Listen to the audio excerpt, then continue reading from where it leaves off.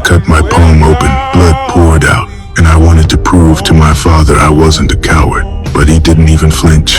He thought my scrawny build would only bring shame to the family. He said killing me was the only way to uphold the survival of the strong. At my father's command, my brother Kui drew his plasma blade. The edge slowly pressed against my neck.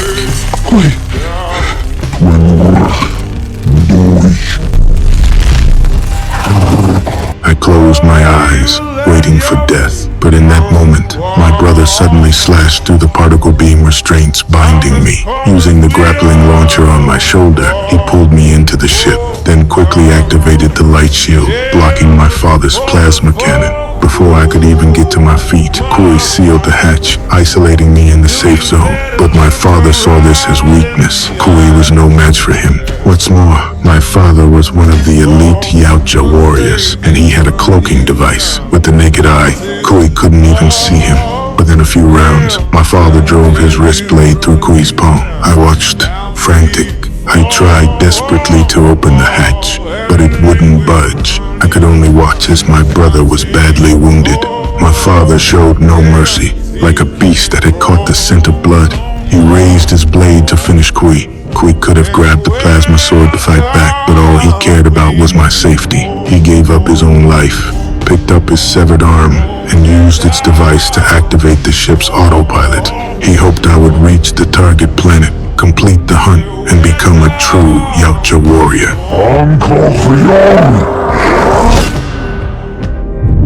My name is Drek. In the world of the Yautja, the law of the strong always rules. Young warriors must hunt powerful prey, even their own brothers, to earn the clan's respect. But I was small, didn't fit the image of a formidable warrior. From birth, my father saw me as a disgrace. He'd hinted many times for Kui to find a chance to kill me. Luckily, my brother and I were close, so I managed to survive.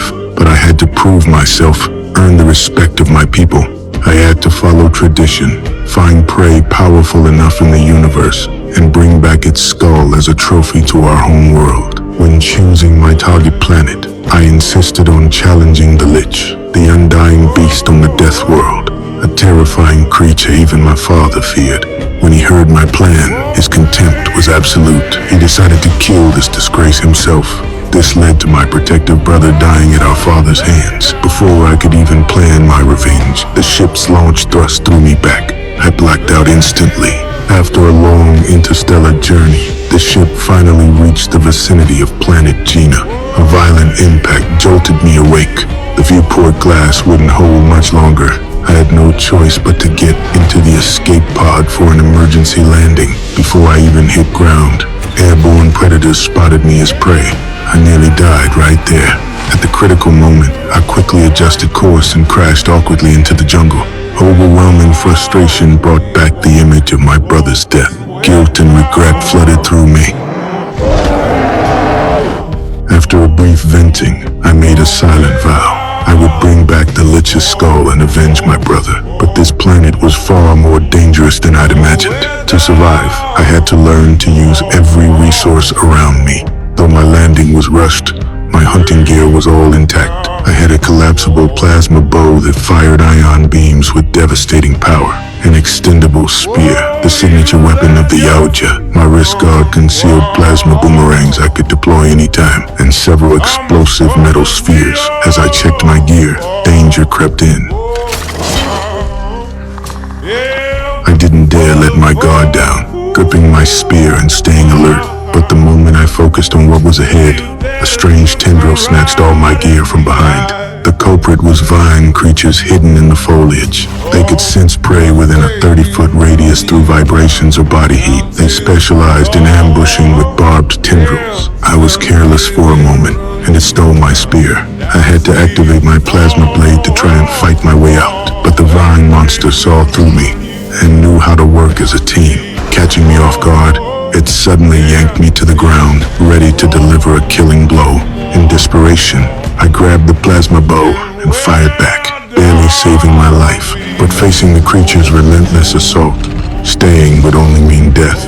In my panic, I spotted a stone platform nearby with a clear view.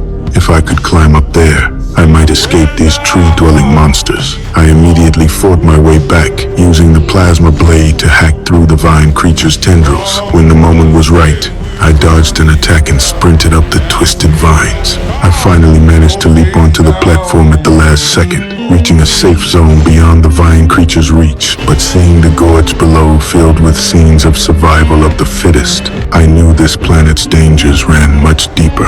I had to treat my wounds quickly to avoid infection. I scanned an alien plant that looked like a lotus leaf and found it had healing properties. I crushed it immediately and applied it to my wound.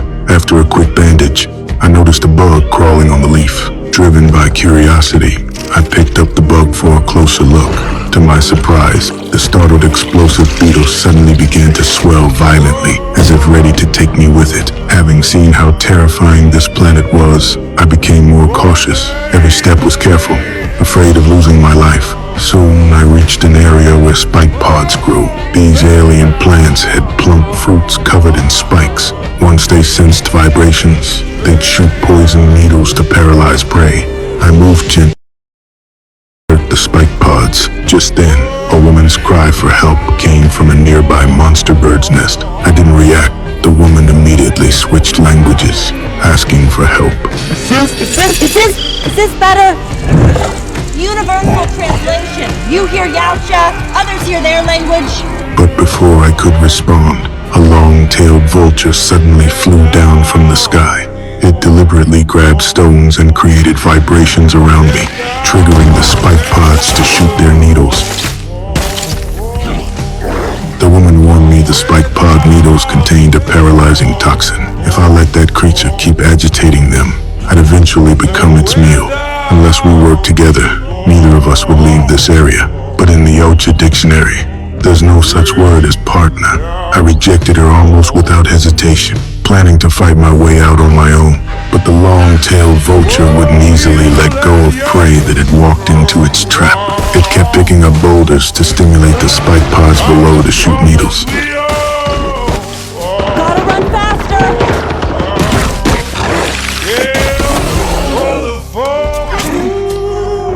It happens fast, Tom. If you had a weapon, I could use it. Throw me that and I can get you the antidote. The woman claimed she could find an antidote. My consciousness was fading, so I had to compromise temporarily. I used my last bit of strength to throw her my boomerang, then reluctantly lay on the ground waiting for death.